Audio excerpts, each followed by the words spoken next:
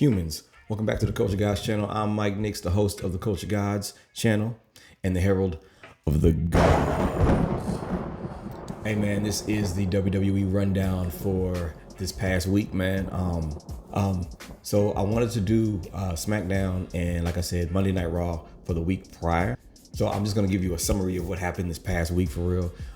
Jumping right into it in NXT, Randy Orton went against Javon Evans. Javon Evans is a new up-and-coming talent. I think he's got a lot of potential.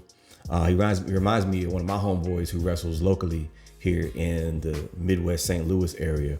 Shouts out to my boy Raheem, the whole thing. You know what I'm saying? That's my guy.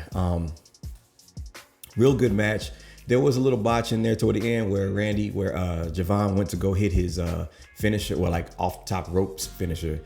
And Randy was supposed to hit him with the RKO, but he missed. Of course, Randy comes through with the victory, but it seemed like a kind of like a rite of passage, passing of the torch.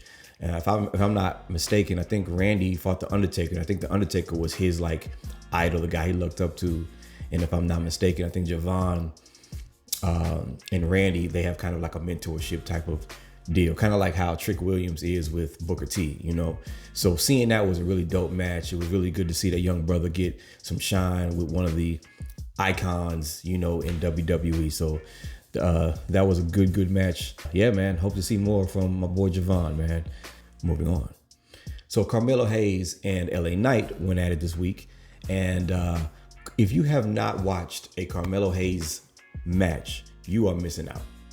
He has by far the best matches. I think I said this in the last video. I'm going to continue to say it until he proves me wrong. This is the best matches every night.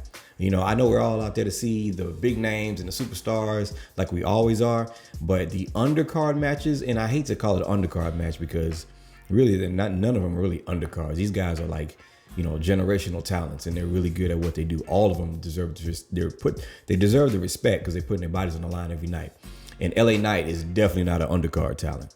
But any match that Carmelo Hayes is in, he's going to make you look so good. He's crisp. He's quick. You can tell his ring IQ is higher than maybe somebody maybe of his age and caliber, but he's just a little bit above that because his ring IQ is just top notch, man. The way he moves around the ring, I love it.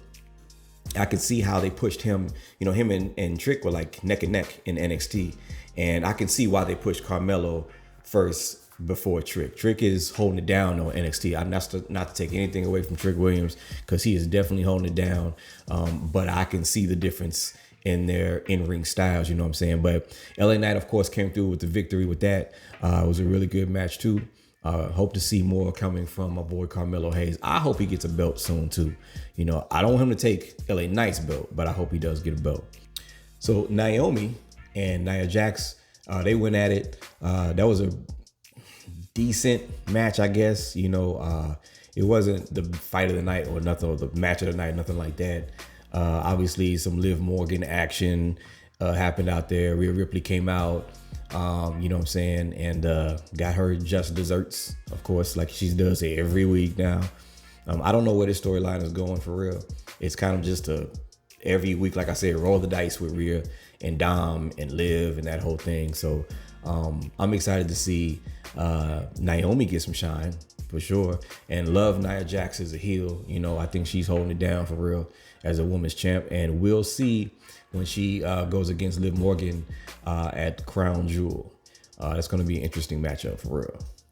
On to the next. So Jade Cargill and Bianca Belair teamed up against the Meta Girls. They came from NXT. It's who? Let me see. Hold on a second, y'all. Hold on a second. Jakara Jackson and Lash Legend. That was a really good matchup for real. I love to see the ladies getting their shine. And men of culture, we meet again, if you know what I mean. Caked up matchup. Nah, but it was a good matchup. Those girls,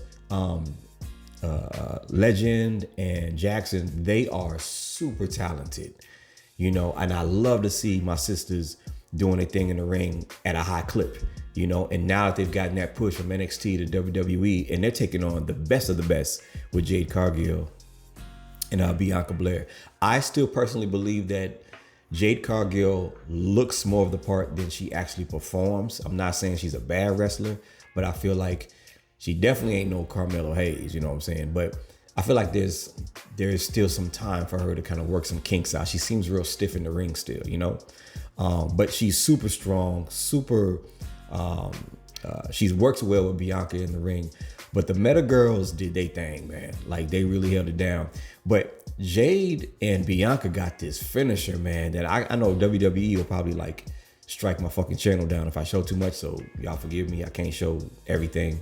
But this thumbnail here, man, yo, that move is just crazy. You know what I'm saying? And I love the in-ring dynamic between Jade and Bianca. I love that. It looks like there's gonna be a feud, you know what I'm saying? They got smoke with the Meta Girls now, and I think that's a dope ass tag team matchup. I think the matchup is equal. You know, it's not like a super heavyweight like a Nia Jax and what's my girl? I think is it Tiffany, and then like two super athletic girls.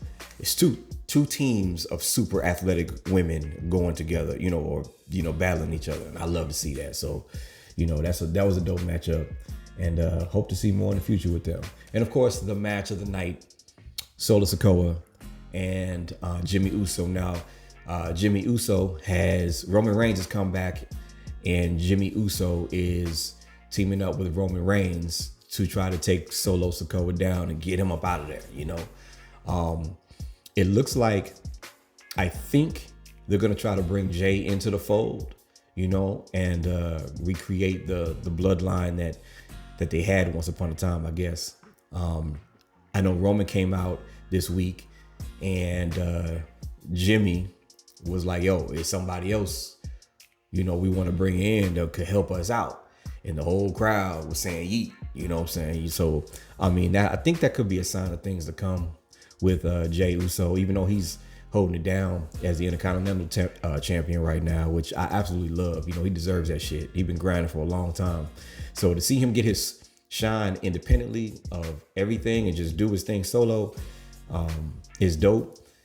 But it will be kind of cool to see him back with Jimmy and Roman Reigns, and then them going against Solo Sikoa. Now, if we're talking about, you know, a 4-man, well, we need another 4-man. I imagine that The Rock, and I say imagine, I'm like trying to put it in my head. I feel like The Rock is going to side with Roman, because remember before they went into WrestleMania, The Rock was even though he was going to go against Roman Reigns, there was still that mutual respect, and you know, he acknowledged him and all this other good shit. And they were just going to put it on. You know, Rock's idea, I guess, was to put on the family bloodline matchup as a way to kind of pay homage, you know, to the Samoan bloodline in the family.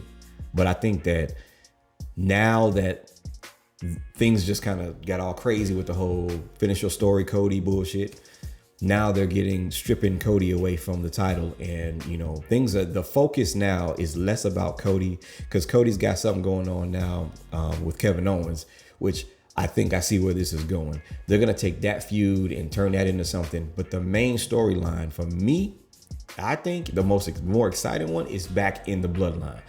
So I think it's gonna be Roman Reigns, Jimmy, Jay, and then because they'll be outnumbered 3-4, The Rock is gonna come out as the final boss and help out Roman Reigns take Solo Sikoa and that false bloodline narrative down. That's what I personally think, but I don't know. We'll see. That's it for the Wrestling Rundown here with your boy Mike Nix. I'll see you on the next video.